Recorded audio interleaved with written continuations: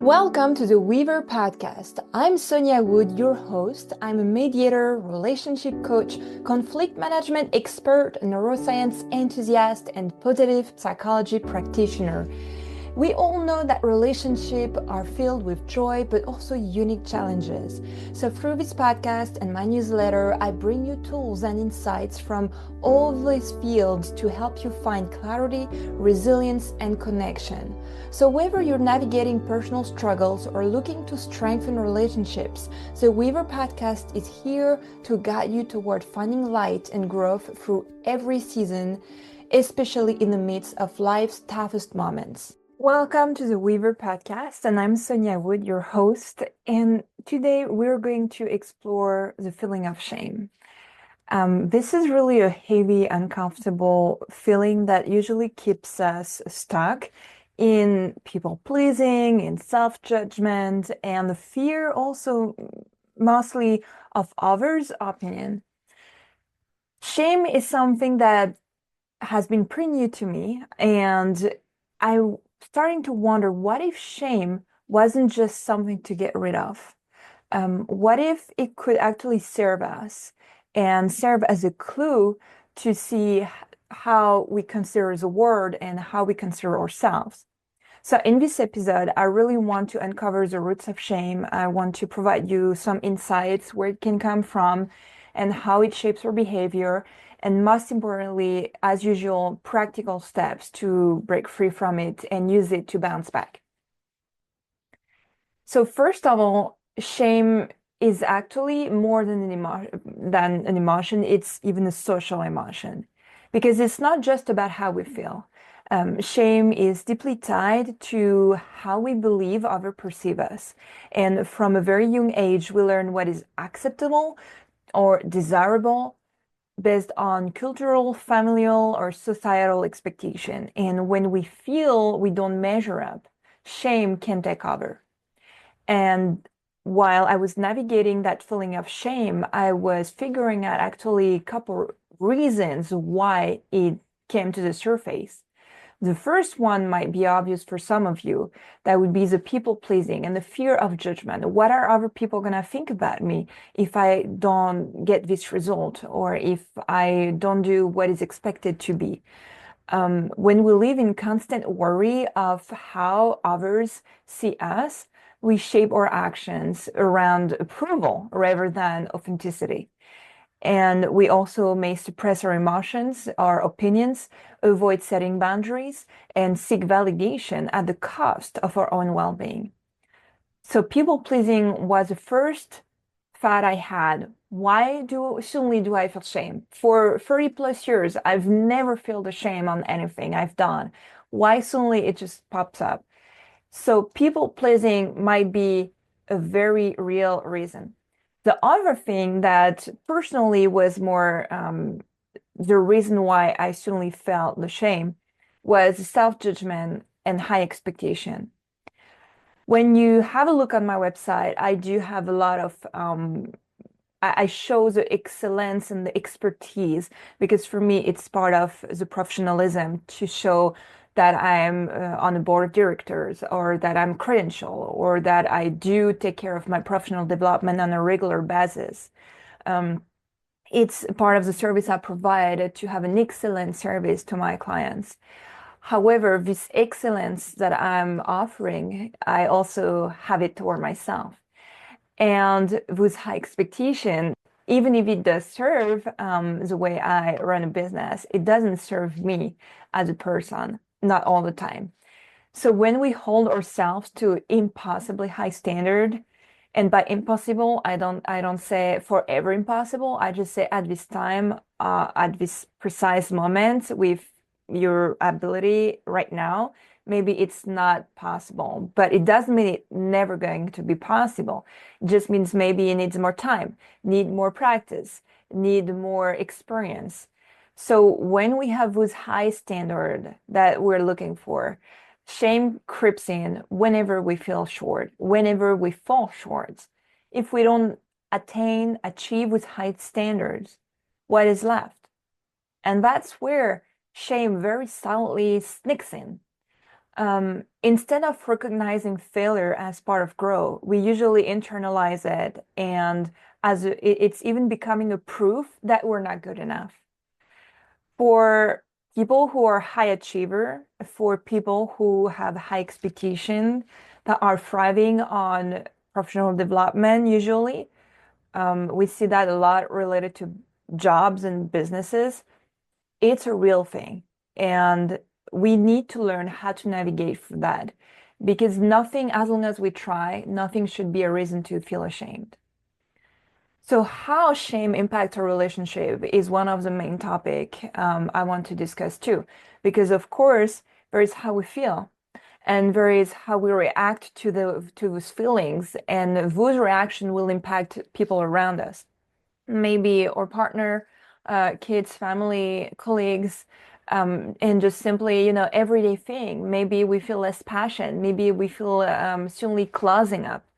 That's where self-awareness becomes very, very, very important. And I insist on that to be aware what is your self-defense mechanism.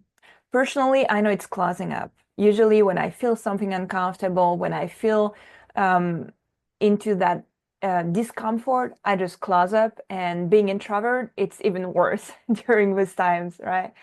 But it's important to be aware of that. It doesn't mean you have to get rid of your self-defense mechanism. It just needs you to be aware of it and to tame it, to understand how to compose with this. So shame doesn't stay just with us. It just influences also how we interact with others.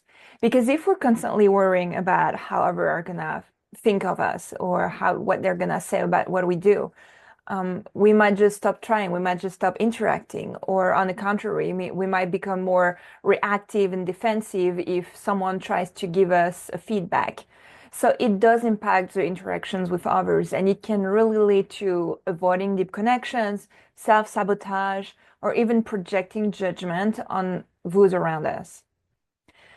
So now we got the root of shame. I really want to spend some time on reframing shame because it's good to be aware of it, but at some point we need to see shame as a clue and not a curse. And in my case, for example, to keep the same example, I was very surprised, I must say, that suddenly, shame pops up.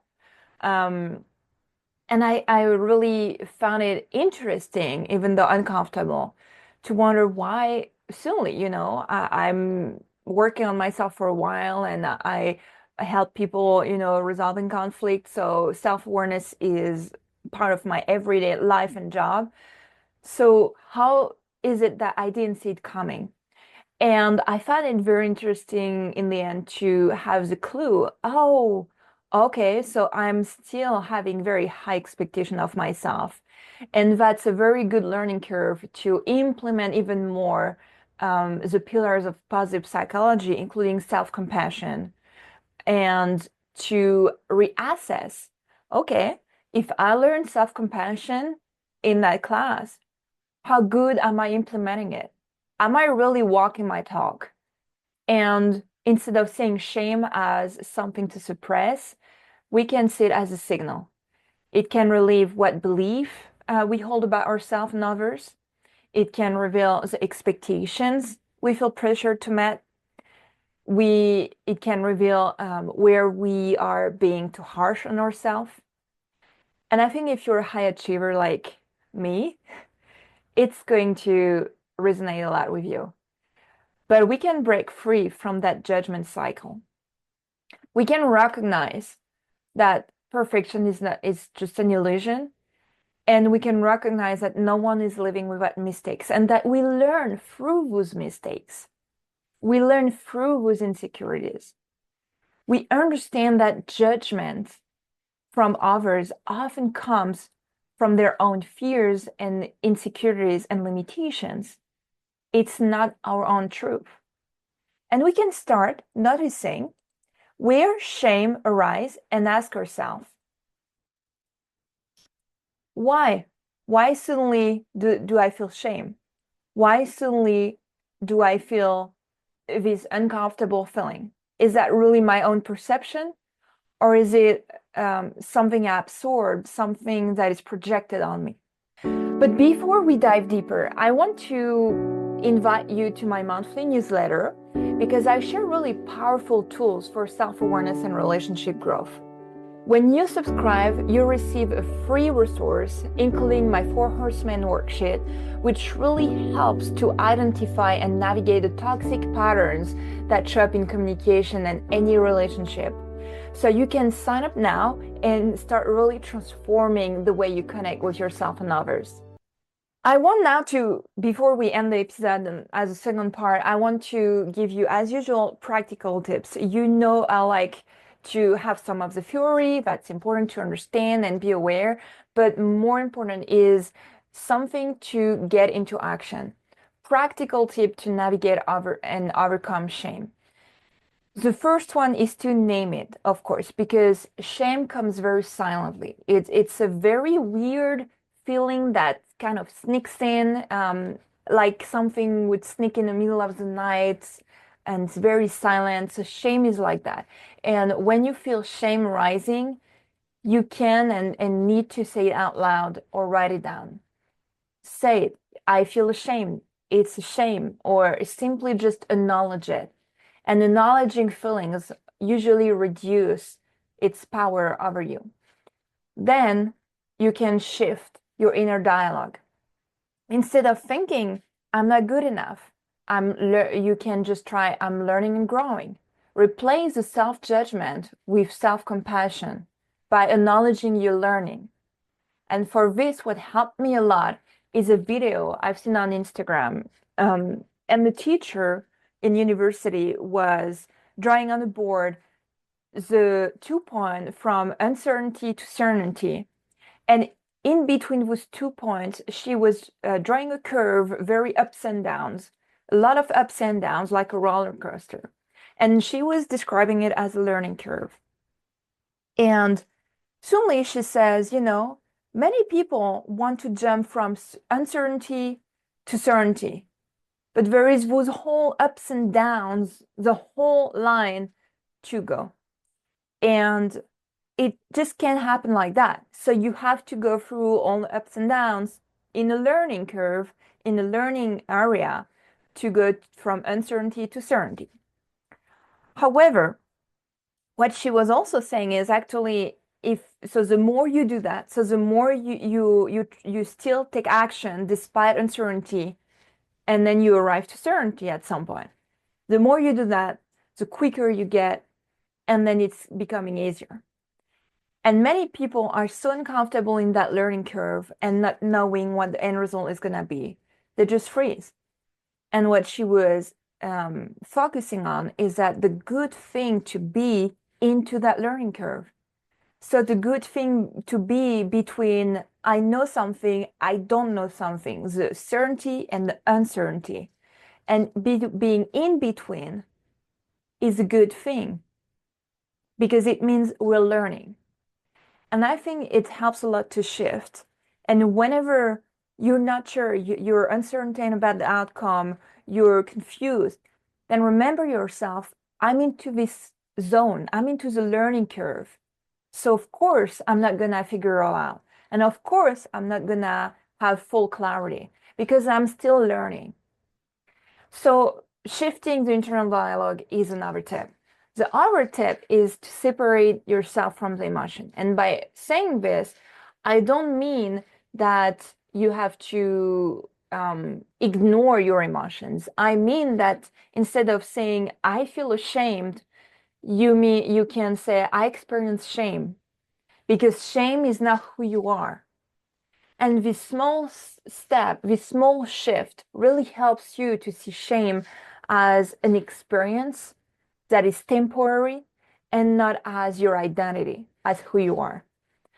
Then you can also practice self-validation. And part of positive psychology is to really focus on self-compassion, acknowledgement, and self-validation. Your worth is not determined by approval from others.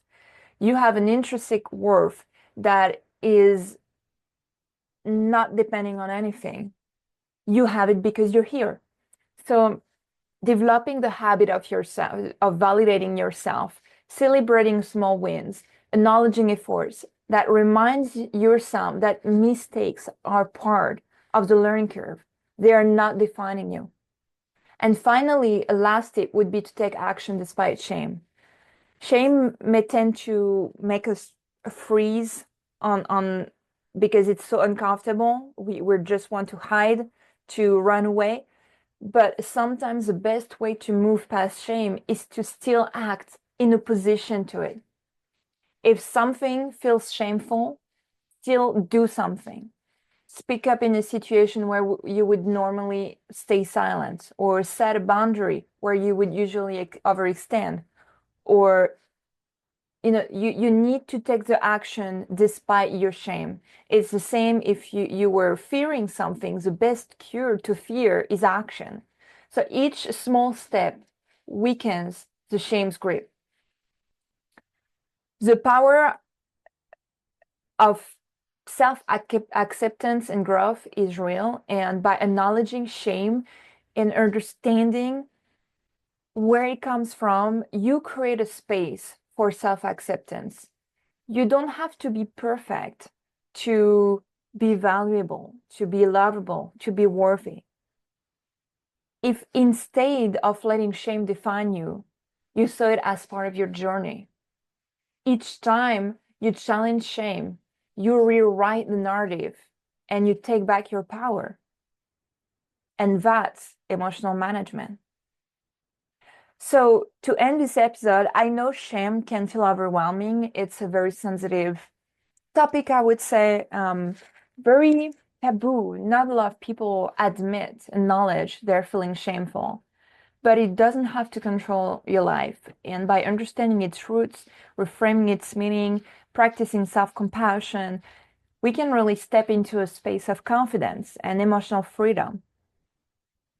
So that's pretty much it for me today about shame. And if today's episode resonated with you, you can subscribe to the Weavers podcast for more insight of navigating emotions and relationships.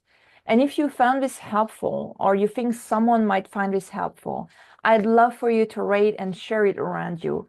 It really helps others to discover this work and build stronger connections. So thank you for listening. And until next time, bye-bye.